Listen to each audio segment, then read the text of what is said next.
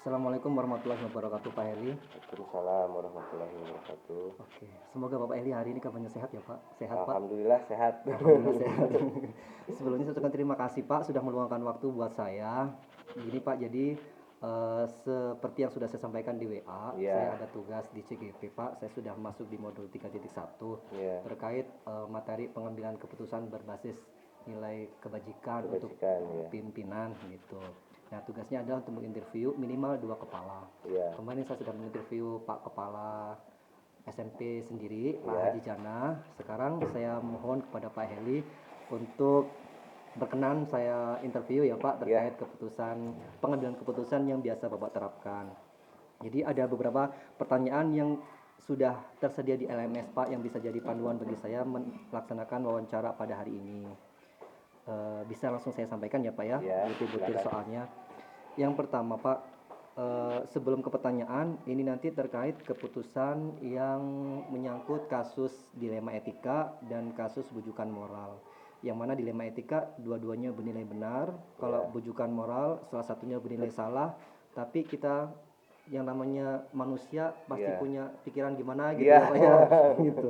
Perasaan gitu. Iya, perasaan yang tetap harus dipertaruhkan di situ, Iya. gitu.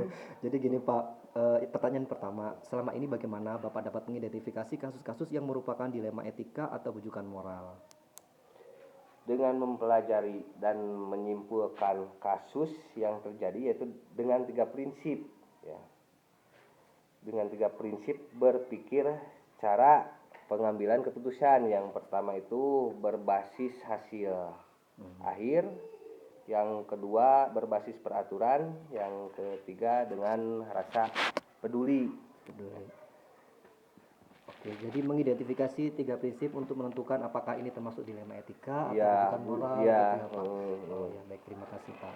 Berikutnya Pak, selama ini bagaimana Bapak menjalankan pengambilan keputusan di sekolah Bapak, terutama untuk kasus-kasus di mana yang ya itu tadi, Ya. dua kepentingan ini sama-sama benar gitu. Ya. Bisa dengan diskusi, komunikasi dengan guru-guru, dengan orang tua. Apakah ini permasalahan yang bisa diselesaikan pengambilan keputusan ya. Terkadang suka gimana ya permasalahan seperti kedisiplinan siswa itu. Kalau di sini kalau ada siswa yang melanggar tata tertib gitu, suka komunikasi dulu dengan orang tuanya, gimana di rumahnya gitu. Kan sekarang dalam kurikulum pendidikan itu guru itu gak kalau dulu itu disiplin harus tegas gitu, tapi sekarang kan terbatasnya begitu, anak diberi sanksi salah gitu. Ya, jadi dengan komunikasi ya, komunikasi dulu dengan guru, dengan wali kelasnya, terus dengan orang tua. Oke, baik. Jadi Bapak mengambil keputusan itu selalu diskusi dengan guru Iya. dan melibatkan orang tua juga ya Iya. Pak. Baik. Kemudian Pak, langkah-langkah kalau boleh ada langkah-langkah yang spesifik Bapak atau prosedur seperti apa yang biasa Bapak lakukan dalam hal pengambilan keputusan ini? Yang pertama dengan mengidentifikasi pertanyaan etika. Yang kedua membuat daftar fakta yang relevan dari dilema itu sendiri. Ya. Yang ketiga mengidentifikasi pihak terkait dalam dilema ini. Terus apa saja pilihan dalam kasus ini? Yang terakhir apa yang harus dilakukan? Oke Pak, jadi yang pertama identifikasi masalah ya Ya. Pak. Yang kedua mengumpulkan fakta-fakta Fakta. yang ini. Kemudian yang ketiga identifikasi pihak-pihak terkait. Ya, Kemudian dan ada identifikasi pilihan-pilihan. pilihan dalam kasus. Iya, pilihan dalam kasus baru Bapak memutuskan bagaimana Iya. keputusan akhirnya gitu ya Pak. Iya. Berikutnya Pak ya, hal apa saja yang selama ini Bapak anggap itu efektif dalam pengambilan keputusan terhadap kasus-kasus dilema etika Pak? Dalam pengambilan keputusan dilema etika kembali lagi dengan rasa peduli. Oh, peduli. Bisa dicontohkan dalam kasus siswa kenaikan kelas atau lulus Oh iya. dan tidak Aktual lulus. banget ya Pak. Iya, itu. Dimana siswa ada yang nilai kurang, tapi bagaimana kalau Tidak ditinggal di kelas atau tidak luluskan ke depannya bagaimana gitu. Jadi tetap dengan rasa hati, kembali lagi ke hati gitu. Dengan rasa peduli gitu. Baik, jadi Bapak itu selalu mengedepankan rasa peduli ya Pak Iya. dalam pengambilan keputusan apapun, terutama yang berkaitan sama murid kan. Murid, iya. Iya Pak, berarti itu sangat efektif rasa peduli. Berikutnya Pak, hal-hal apa saja ini yang selama ini merupakan tantangan nih bagi Bapak dalam pengambilan keputusan terkait kasus-kasus dilema etika? Tantangannya antara gimana ya? Antara rasa peduli dan aturan gitu. Rasa peduli dan aturan itu apa ini yang harus didahulukan, dijalankan gitu. Kalau mengacu kepada aturan tentunya tidak menggunakan rasa peduli. Ya, akhir-akhir ini mungkin dalam situasi zaman sekarang ini ya kurang inilah.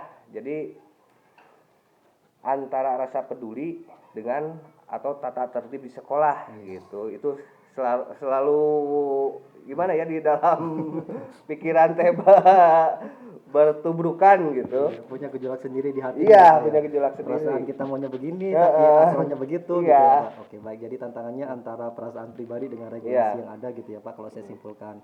Kemudian berikutnya Pak, apakah Bapak memiliki sebuah jadwal, misalnya saya butuh waktu 3 hari ini untuk memutuskan, atau ya udah dalam waktu itu juga diputuskan gitu Pak dalam pengambilan keputusan? Itu tergantung permasalahannya, Pak, ya. Tergantung permasalahannya. Ada kasus atau permasalahan yang bisa diselesaikan, itu juga bisa diselesaikan. Ada yang harus dimusyawarahkan atau dikomunikasikan dengan rekan-rekan gitu. Jadi tergantung permasalahannya, ya. Pak. Ya. Oke, baik Pak.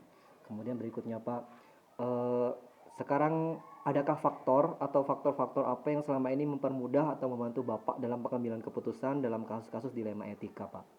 Banyak sekali rekan sejawat, stakeholder, orang tua, lingkungan juga ya, atau dengan komite, tokoh masyarakat gitu. Mereka semua sangat membantu Bapak ya Pak Iya, dalam iya, pengambilan alhamdulillah keputusan. itu di lingkungan sekolah saya. Sangat kondusif dengan lingkungan juga gitu. Bisa dimintai pendapat gitu. Oh, ya, baik Pak. Alhamdulillah. Pelibatan masyarakat sangat diutamakan Iya. bagi Bapak ya. Meskipun pimpinan tidak semena-mena sendiri gitu. Iya. Oke, baik Tidak Pak. seenak dewe gitu. Ini yang terakhir Pak. Dari semua hal yang sudah Bapak sampaikan, pengalaman-pengalaman selama menjadi pemimpin, pembelajaran apa yang bisa Bapak petik dari pengalaman mengambil keputusan terkait kasus dilema etika ini?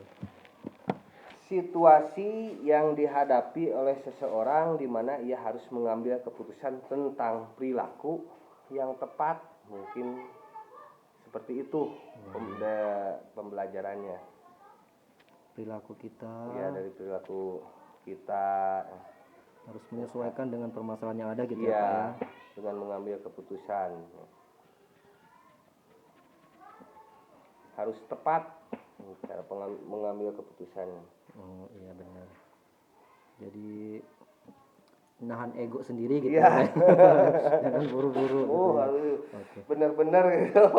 Menahan ego, apalagi kalau ada gimana ya, ada ketidaksetujuan dengan teman gitu, atau teman mancing-mancing kepada pimpinan dengan bahasa gimana-gimana, tapi tetap diredam gitu, enggak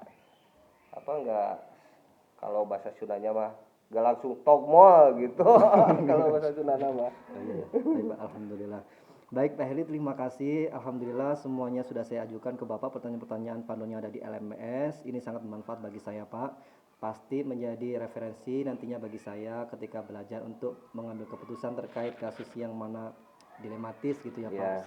Kesini benar, ke situ juga benar, Iya. yang ini juga harus diutamakan, ini juga diutamakan gitu Iya. Pak ya.